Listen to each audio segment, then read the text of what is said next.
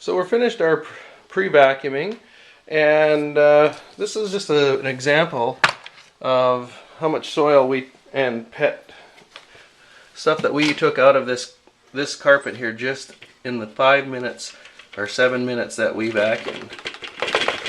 So you can see here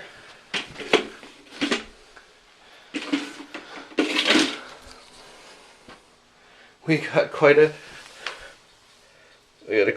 array of dog hair. We've got about a pound of soil out of the carpet, and this is why we feel it's important to vacuum before we actually put water on this, because as we know, if we would have put our solution of water and cleaner on this before vacuuming, we would have just actually made a bit of a mud slurry, wouldn't we? And we would have got the carpets clean, but with a lot more effort. So this is the importance of pre-vacuuming.